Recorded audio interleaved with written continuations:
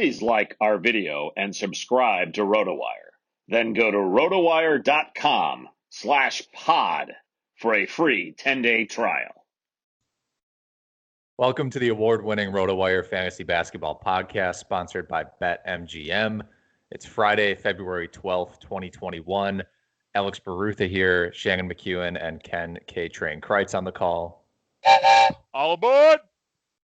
This podcast is available on iTunes, Spotify, Stitcher, and now YouTube. We would appreciate a nice review. Today's show is a special Harvey Grant edition of the Waiver Wire. If you want to explain what that is, Ken.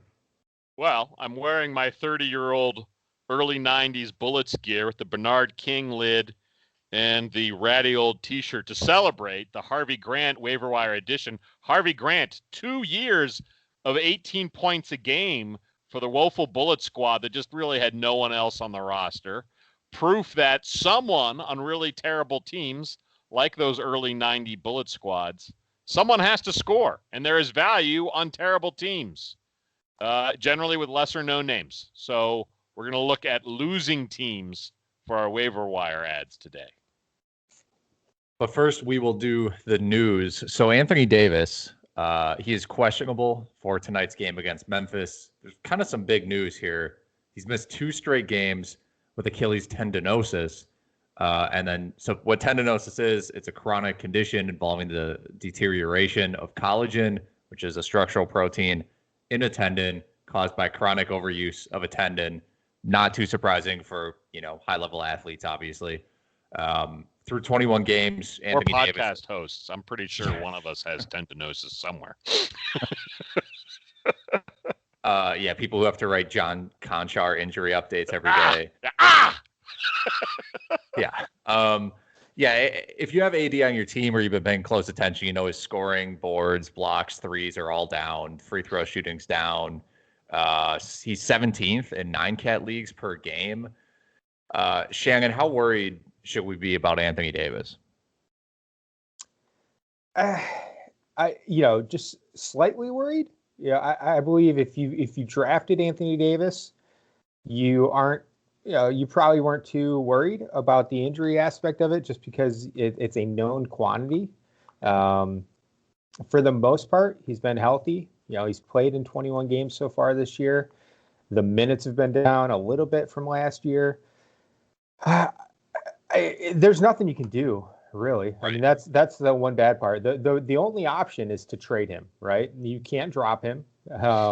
He's far too valuable for that. So if you are worried, I mean, it's certainly worth shopping him around. Maybe you're able to get a guy who you value in a similar range. I don't know. Is Bam Adebayo enough for 80% of Anthony Davis? It's tough to say.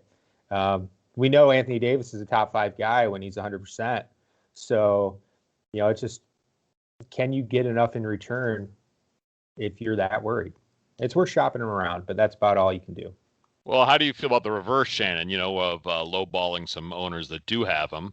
I mean, he's missed 5 games. That's not nothing to shrug off. And he has an injury history back in his Pelican days. But maybe now's the time to try lowballing whoever does own him. Yeah, absolutely. I think if you have the depth on your roster and you can withstand Anthony Davis, sitting 20% of the games, then yes, it's absolutely worth lowballing, sending lowball offers out. Yeah, or if you need to take a risk, if you're kind of in the lower half of your league, that works too. Let's move on to the Celtics, Ken. Yeah, Shemi Ojeleye, I should say, and Peyton Pritchard each hit 6 3-pointers in last night's 120-106 win over Toronto. It was the first time in Celtic history the 2 Celtics have drained 6 3-pointers in a game. Really, this is all about Toronto double-teaming Jason Tatum and Jaylen Brown. Brown had a career-high 10 assists. Tatum had 9 dimes. Those 2 also missed 19 shots. But the corners were wide open for Ojeleye and Pritchard. Side note, Tim Bontemps on ESPN this morning, his headline was, quote, Peyton Pritchard is the most important player you've never heard of on an NBA contender. Pritchard, the rookie, shooting 46.9% from three. Nothing to smirk at. Fellas, will Jeff Teague be on this roster after the trade deadline? Well, I was checking his salary. It's only $2.5 million, right? He's basically at the vet minimum. I almost feel like they keep him because he's so cheap. And, in case, as weird as this is to say, and kind of the reverse of what we thought would happen, if Pritchard gets hurt, at least they have Jeff Teague. So I feel like they keep him. What do you think, Shannon? Yeah, I would say he's probably going to be on the roster still, because what team's going to trade for him? I don't feel like Jeff Teague has trade value at this point. If the Celtics are trading to add to their roster, they're probably going to tap into the Carson Edwards, what are some of these other young guys? Aaron Naismith. Those are the players that they would be moving away, not necessarily Jeff Teague, unless the salary is just needed for whatever reason. I think it's more like if they move picks instead of players, they just cut Teague afterwards if they add a body. But fantasy-wise, frankly, a trivial question. Do not have Jeff Teague on any of your squads. I don't see any upside there. Got the DNP coach's decision last night. But fun to speculate. Speculate. I'm willing to, I will eat crow on Pritchard. PP, little PP, as I like. Fast PP, baby. Little Rabbit P. Little PP. Little PP, he is much better than I thought he would be. Yeah, much better than I thought he'd be. I still enjoy the laughter I got when the Celtics selected him. Will be one of my 26th pick. Yeah, I mean, how could you how could you criticize any team's 26th pick? That's a crapshoot at that point in the draft. It's the Naismith. It's the Naismith pick that's looking pretty bad right now. He's pretty darn young. They're going to give him plenty of time.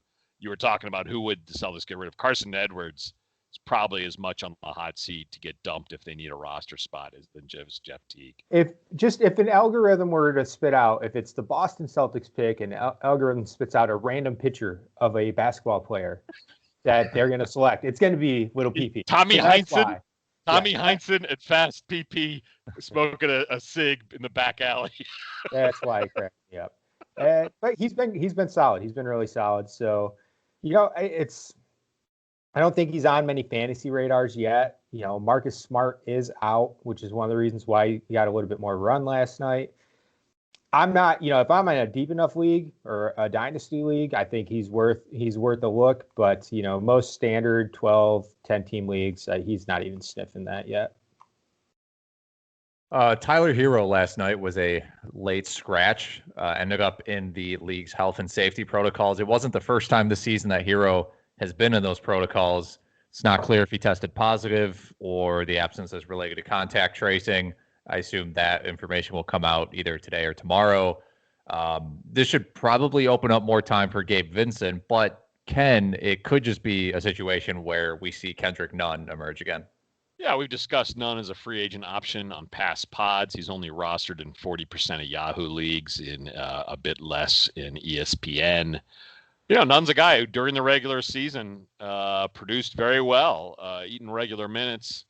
They didn't play him in the bubble playoffs for a couple of reasons, but for this Heat team that's had so many injuries, and Dragic is in and out as well, Nunn should be seeing some decent minutes, especially if Hero's health and safety protocol stuff, costs him a week or two. Yeah, Hero's late. Agreed on all that, Ken. Hero's late scratch caused a bit of an uproar in the DFS community last night, where it's possible. We'll see if these DFS sites are going to issue a refund for anyone who had Hero in their lineup. There's really nothing you can do about it. Unfortunately, sometimes the news breaks too late. Even Spoelstra came out and said he didn't know until like 17 seconds before they were basically walking out to get ready for the game. In some cases, it's like Durant getting pulled in the first half, already playing, right? I mean, the tests come in when the tests come in. And that's why I view it more as an early game injury, same type of scenario. Like if you had Mason in your lineup last night and he got you a 0, Should you get a refund for your DFS lineup? I don't think so. And it's not the beat writer's fault. It's not really anyone's fault. It's just those are the breaks, especially this season. Yeah, especially this season. We've seen the NBA move start times back a lot this season. I think that's part of the reason why. Yesterday, a bunch of start times got moved back for the upcoming week by like 1 or 2 hours. And I think a lot of that is pregame testing to avoid stuff like we saw Thursday night. One last news item for us, Ken. Yeah, D'Angelo Russell did not travel with Minnesota for their 2-game road trip, so he will not play tonight or Sunday. He was forced to leave Monday's game early with left leg soreness, and he missed Wednesday's game. So we'll probably see a lot of Ricky Rubio in the starting lineup for your Minnesota Timberwolves, who at least have Karl Anthony Towns back. Yeah, Russell has missed a lot of time this season. If you have him on your fantasy roster, it's not horrible compared to probably what you were expecting, but the missed time is really starting to add up for him. It's been bad. I incorrectly went a little in on Russell this year on a few of my squads because I thought he might play a lot of shooting guard, and Rubio would set him up nicely. Booker had his best field goal percentage of his career with Rubio at the point. I was hoping for a little of that magic to rub off on Russell, and I was completely wrong. Yeah, Rubio's been pretty flat. Basically, like 21 fantasy points with Russell, 22.5 without. Same with Malik Beasley. He's like 31 and 31.5, 33. Really one of the bigger jumps. Some of the other guys don't really factor in, like Jake Layman. That doesn't count. That's due to early season rotations. Naz Reid is the biggest jump, 14-point jump in fantasy points with Russell out, but that is primarily pre-Cat back. Yes, exactly. That meshes with Cat's absence. So the guy I'm looking at would be Anthony Edwards. He's up 8 fantasy points per game when Russell's out. He has been starting for the Timberwolves, I think like 8 or 9 straight games, but he's coming off, the one outing that I'm looking at is Cat's return. We had Edwards go, he was chucking up 19, 15, 16, 17, 18, 19 shots per game. And then Cat returns. Edwards still gets the 30 minutes. Russell is out, but he only takes 9 field goal attempts. So he's not an immediate DFS option for me, but he is somebody who you can consider for tonight's slate. Okay, let's move on to our special Harvey Grant edition of the Waiver Wire section of the podcast. So like Ken alluded to, the catch here is you have to pick players from a losing team. And there are some surprising losing teams this year. So I think we've gotten more leeway this year than we have in past years. But someone gets to score on these bad teams. And my first one, sorry, Shannon, this is Josh Jackson from Detroit. His minutes and usage are way up lately, averaging 32 fantasy points across the past 5 games, 18 points, 6 rebounds, 3 assists, 2.5 threes, 2 stocks. We saw him early in the year kind of pop off, and then later on, he just basically before this recent stretch, he was not doing anything at all, and now he's kind of back. A lot of those Derrick Rose shots got to go to somebody too, right? Yeah, Absolutely. I mean, Derrick Rose is gone. Dennis Smith Jr. I don't think played that much, but he's definitely not as much of a shot taker as Rose is. And he's still going to kind of be working his way. He's basically still working his way back into the NBA at this point. Yeah, no, I like Jackson as a pickup. He's been solid. I think one of my instant observations from early season Pistons game on the show was that Jackson was essentially the best player on the floor for the team. That was one of the games Jeremy Grant was off. He did not look good, but Jackson's been solid. And I feel like his shot's a lot better than it was in the past, especially early in his career. So he does have some skill. He has skills to bring to the table. This is a former top 5 lottery pick. Not that long ago either. He's still young, age 23 season. So I like him as a fantasy option. Earlier in his season, like I mentioned, he struggled with his shot. He's hitting 3-pointers now. Not at necessarily a great clip, just under 32%, but he's hitting more of them, and he's taking almost 5 attempts per game. I mean, they've got every reason to develop him, right? I mean, who, when they give him minutes, who else on the Pistons roster are you concerned isn't seeing time because they're developing Jackson? Gotta be like Sphema Hyluk, right? That's about it. I mean, there's like 3 or 4 players that really matter as far as the development of the Pistons go. As a Pistons fan, it's Killian Hayes, who's out. We don't know when he's going to return. Yeah. Sadiq Bey and Bay's look good in spots. Yeah, I like Bay's future. And then Dumbuya, Sekou. Isaiah Stewart had a nice spot start last night. I'm not that high up on him as a prospect though. He's too old school. He's like an Al Jefferson type, which I just don't feel like fits with today's NBA. But it's possible that I guess you can add him to the mix. So really, DeLon Wright. Grooming Stewart to be the next Jahlil Okafor. Yeah, exactly. I was gonna say Greg Monroe. Even the big ticket free agent signings like Jeremy Grant, Mason Plumlee, those guys just don't move the needle for me, and I don't. They're not the long-term answer for this team. So I think developing a guy like Josh Jackson, who is still young, is worth their time and effort. All right, and there's our Detroit Pistons segment of the show. Shannon, why don't you take us to OKC for someone you like? Yeah, Hamidou Diallo has been absolutely on fire. He is in and out of the starting lineup, but he started 4 of the past 5 games. SGA has missed time during that stretch, but HD is averaging 16.4 points, 8.2 rebounds, 4.2 assists, 1.2 steals, and not many three-pointers, but that's okay. Solid percentages, 46 and 74. He's been really good. Basically 35, 36 fantasy points over that 5-game stretch. They need shooting. Risk. They need shooting. They need buckets. Yes. And HD is probably the highest upside guy for that on this depth chart right now. He's available in 50% of Yahoo leagues, 65% of ESPN leagues.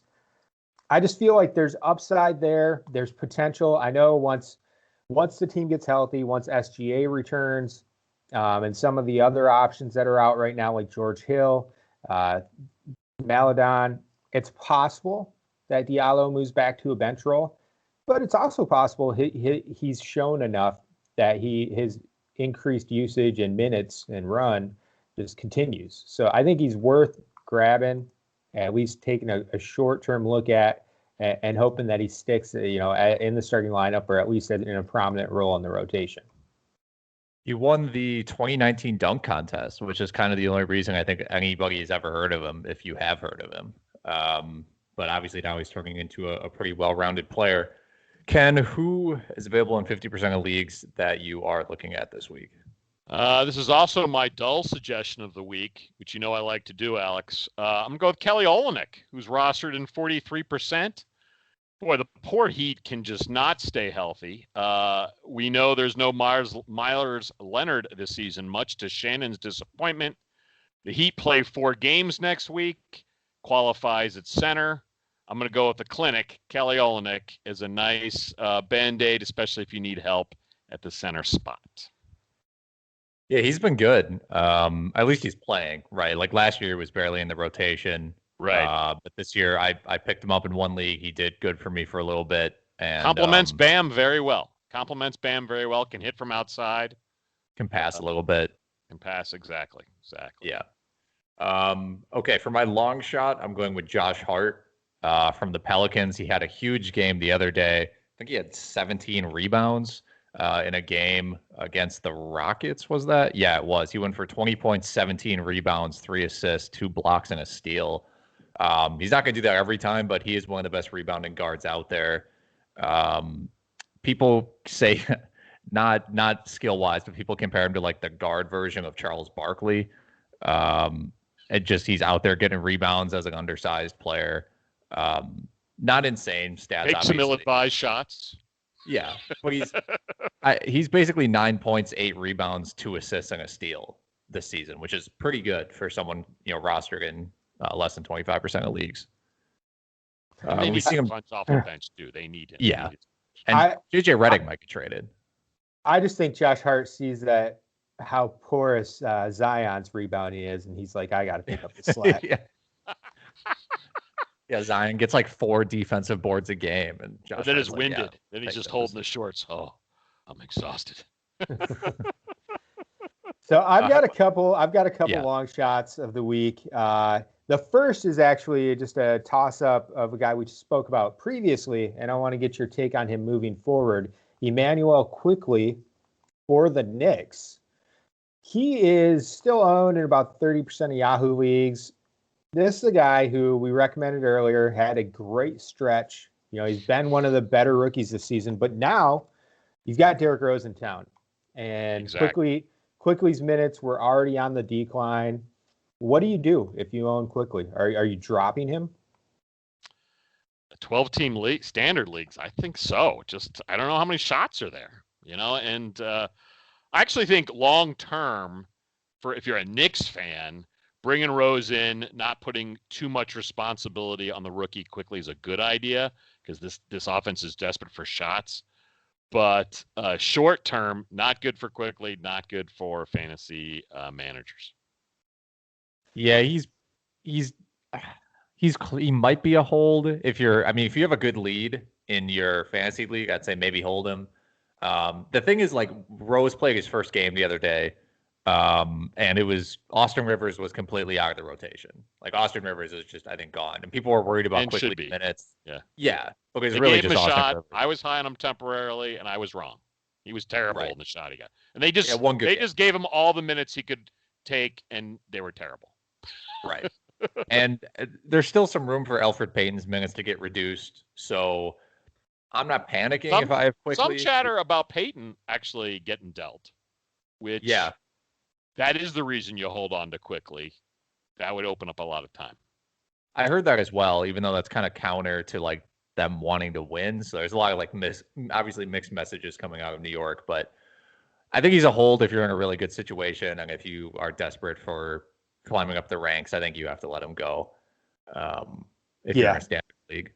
Yeah, if you're 10 or 12 team league, if there are top 120 players out there, you go and pick them up. You replace Quickley. Deeper formats, I agree. Especially dynasty leagues, he's an obvious hold. Yeah. But then deeper redraft formats, he can hold. I'm skeptical just because of Thibs' history with rookies.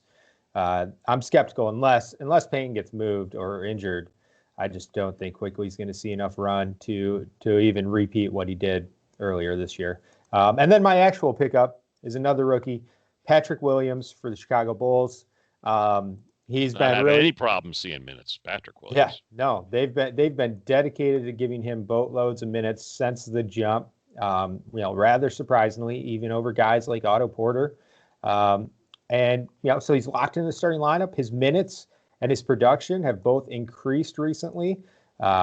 Over the, let's see, we'll do the past 5 games. He's had 13, 7 rebounds, 1 steal, just under 1 block, and just under 1 3-pointer. He's getting extra run because the Bulls are a little bit beat up right now. You have Otto Porter out, Hutchinson's out, Markkanen's out, and also Wendell Carter's out. So he's getting extra run. 10-team leagues, probably not worth it, but 12-team leagues, 14-team leagues, definitely. He's been playing solid. There's going to be some ups and downs, as with any rookie. But the fact that he's coming close to 30-point outings on a somewhat 30-point fantasy outings on a somewhat regular basis makes him a viable option in my book. 32 plus minutes per game last 5 games for Chicago. Yeah, they're giving him all the time he can handle. Also, Otto Porter, does he look chunky to you guys? I swear he looks 15 years older than when he was with the Wizards. Maybe it's the bad hairstyle, but he looks a little Barkley in a bad way. By default, the name Otto actually just you have like 10 pounds on every picture taken of you. Ye old Otto, you just assume.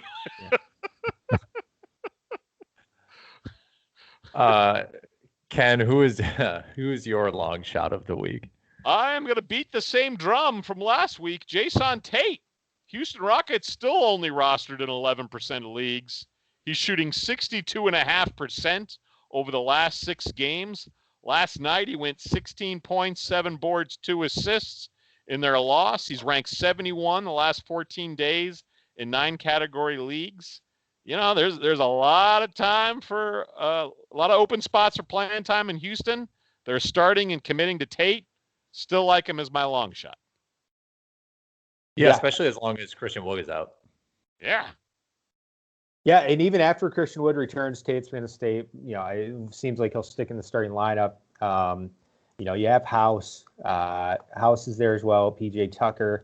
You know, Tucker's going to get moved, don't you think? Tucker absolutely has to get moved. It honestly doesn't make sense for him to stick around. You know, I wouldn't be surprised if, I'm not even sure what House's contract situation is, but he's another guy where it wouldn't surprise me if he gets moved as well. They know his upside, which is House is a fine rotation guy, but limited upside. And Tate's not necessarily young. I mean, he is 25. He's a 25-year-old rookie, which is rare. But you know, it's worth giving him more of a look than these guys who their upside has already been well established. Actually, I don't believe PJ Tucker is one of the few players in the NBA who actually has a floor as their ceiling. I don't know how he moves around in his apartment. It's just right. Yeah. All right, Alex, who's your long shot of the week? Oh wait, you already did it. Josh Hart. Sorry. Yeah, I think that's it. That's okay. Is it time for DFS, gentlemen? It is. We have, it's as usual, a big Friday slate. 11 games with no postponements yet, as we always say. Highest over-unders, basically the ones that clear 230. Milwaukee at Utah, 233. I kind of feel like that feels like an under to me, just right off the bat. 2 teams that are pretty strong defensively, but Utah's missing Conley, Bucks are missing Drew Holiday.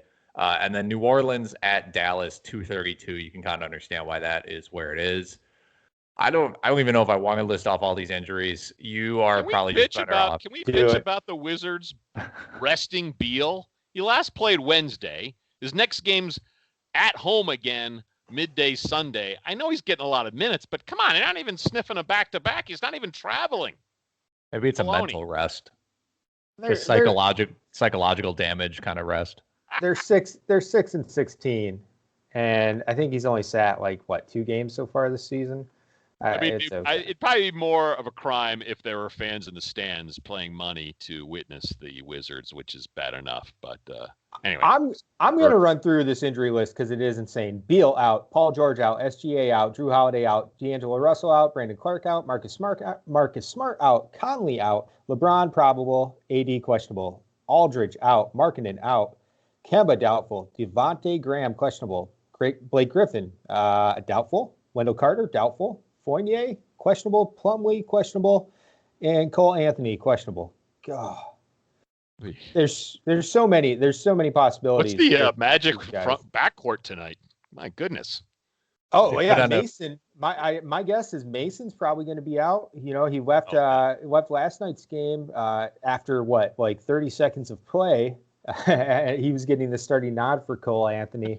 So, I mean, you had the one plus side of that is Terrence Ross actually played a boatload of minutes. He played 40 minutes last night. Some crazy shots. So you had Bacon and Ross both getting 40 minutes of play, and that's what the Magic will have to do again tonight. The Magic.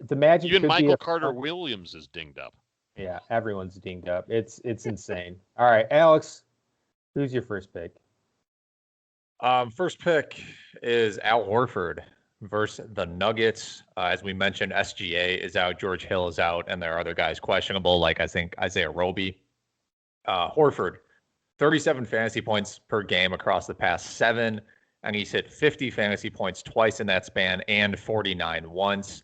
I'm not scared of the matchup against Nikola Jokic.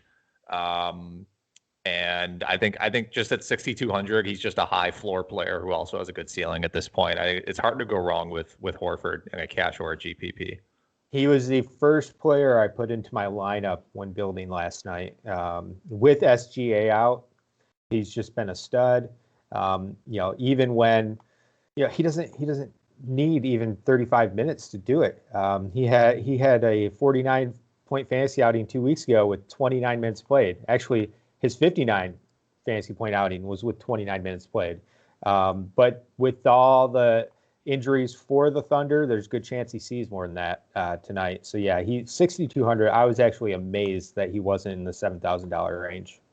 Yeah, and he's a guy too. We all know that you can run the offense through him. You can pass him the ball in the high post or from the 3-point line. He can be kind of a pseudo, playmaker for you, especially when your guards are out. Ken, speaking of guards, who is your value play? Kind of on the fence. I think I'm gonna pivot and go Colin Sexton. Okay. 6,500 at Portland. Portland's on the second of a back-to-back. We know there's no CJ McCollum, so their backcourt depth's a problem. And I feel like Sexton's due for a return to his prior stellar play. So I'm gonna roll the dice at Colin Sexton. I like Sexton at that price. Yeah. Good option. Like the matchup too.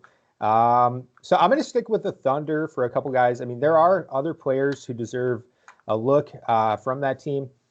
Kendrick Williams, he's 5,200. He's, with all the injuries, will likely stick in the starting lineup, coming off a 38-point fantasy outing.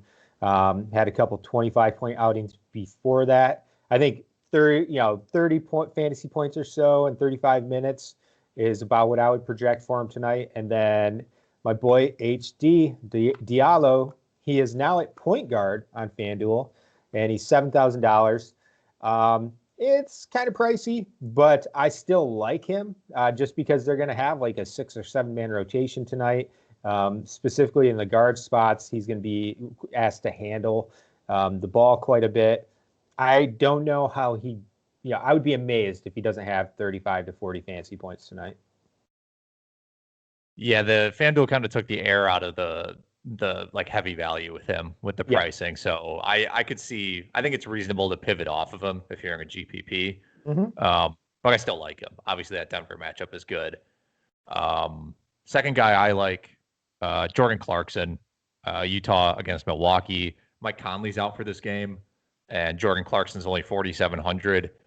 We've seen him before, pop off when Donovan Mitchell was out, but when Clarkson has seen at least 30 minutes in a game, which is kind of what we're projecting him for, he averages 33 fantasy points. And obviously at 4,700, you're getting a pretty good value there. And it's important to note that with Milwaukee, Drew Holiday is out, so he's not going to be shadowed by Holiday all game, which can lead to some bad games for opposing players.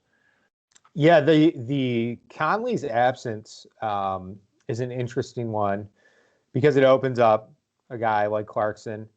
It really opens up a guy like Donovan Mitchell. And for me, Donovan Mitchell is the one who for the Jazz, it was Horford and then Mitchell. Mitchell was the second guy I slotted in my lineup. In the 2 games without Conley that Mitchell has played this year, he is averaging over 20 more fantasy points on FanDuel.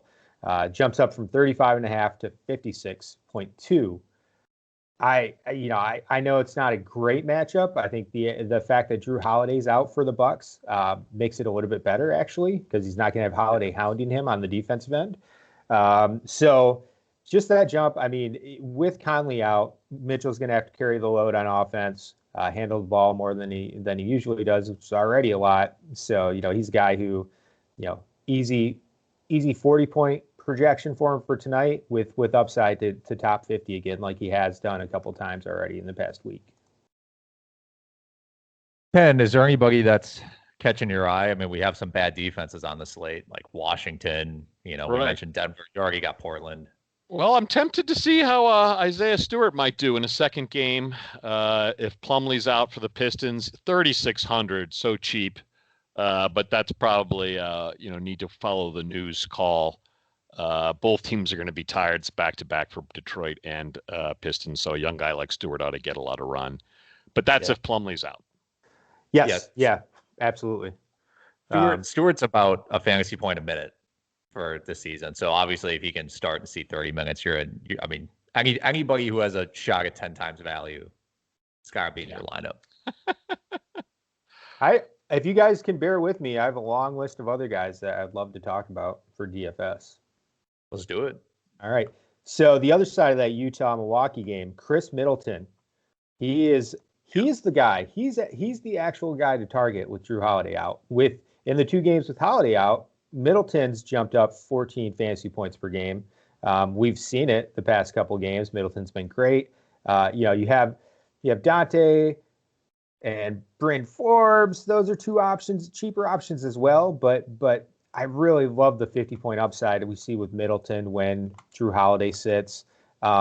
We mentioned Beal earlier. Brad Beal's out. So if BB's out, who do you go with? Westbrook.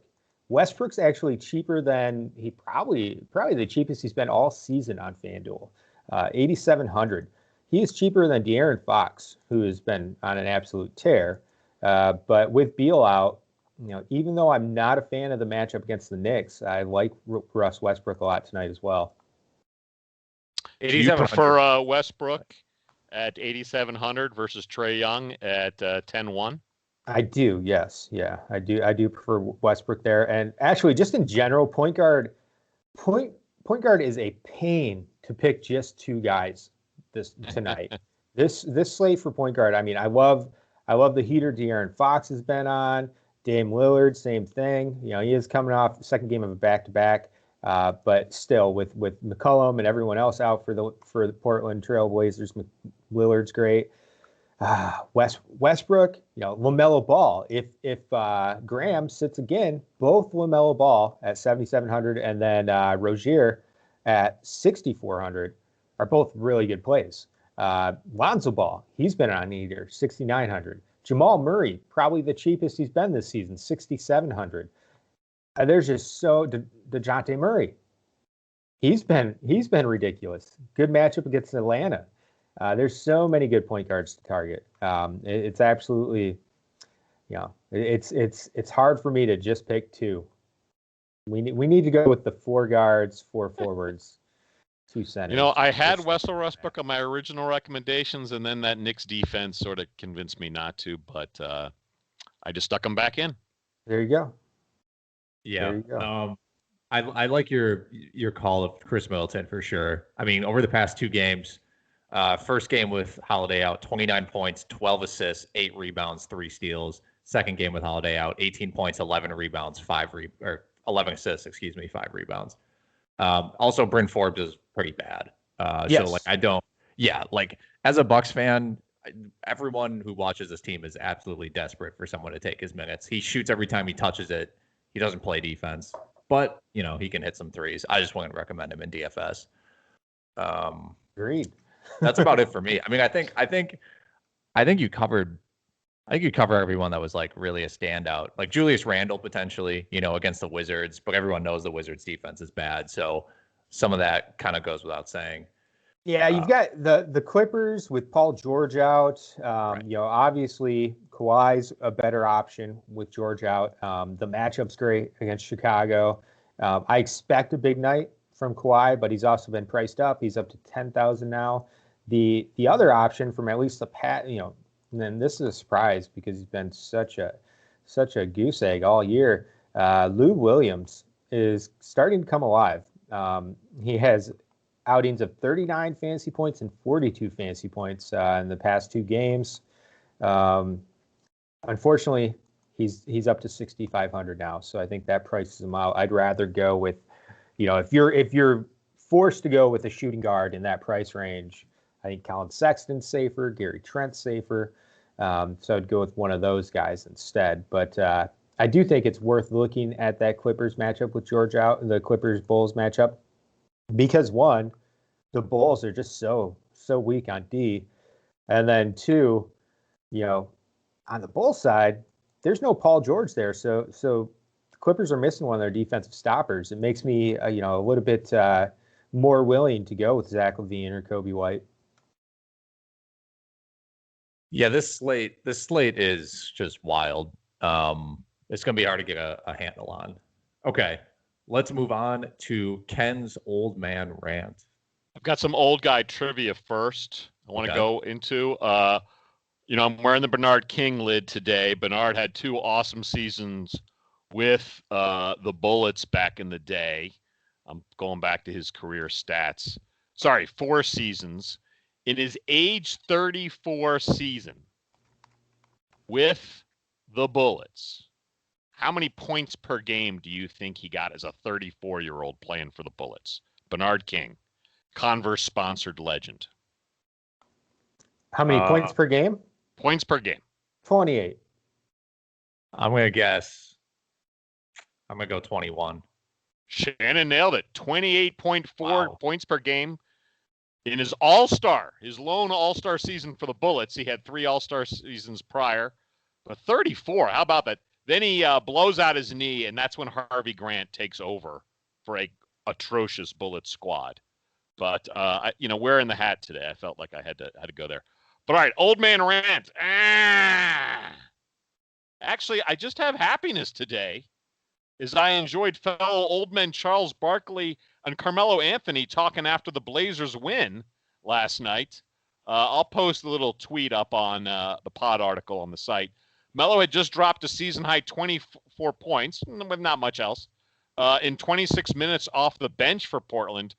They're interviewing him after the game, and Charles says, quote, "I could tell you when I had those flashbacks late in my career, you're going to be tired for the rest of the week. You know that, don't you?" Melo laughed and said he'll be good. He's got a good glass of wine waiting for him. I will say this, if I have to rant, it would be, can we stop overrating points? Yes, Melo had 24 points, but in 26 minutes he had no assists, no steals, no blocks, and only 2 boards. We do know Portland kind of low in assists as a team. Anyway, Melo, 36 years old, so I probably should cut him some slack.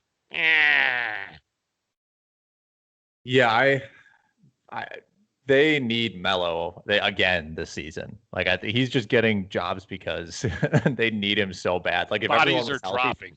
Yeah, if everyone was healthy for this team, I think he'd be playing like 18 minutes. But if you need points, hasn't worked out. Covington has not worked out as expected. He's been much better. He's been much better the past couple weeks. Actually, like damn good the past couple weeks. Yeah, I think. Well, the blocks thing was huge for him, right? Playing center and racking up a ton of like help side blocks and whatnot. So now that he's more a power forward and small forward, some of those defensive numbers aren't as easy to come by. I think we might be on a new record for no mispronounced names in terms of week by week. We ain't got Diallo right. So yeah, I'm Diallo. Going to say HD. I'm going to stick to HD. Thank you, everybody, for joining us on the RotoWire Fantasy Basketball Podcast presented by BetMGM. Ken, take us out of here. Yeah, we're creeping toward this time March All-Star break. So let's go to Brooklyn. KD was asked about LeBron picking KD first in that captain's draft. Picked him first 2 years in a row for his All-Star game. KD replied simply, "What else is he supposed to do?" Attention passengers! This 3-car fantasy train wreck has hit the end of the line. Please like our video and subscribe to RotoWire. Then go to rotowire.com/pod for a free 10-day trial.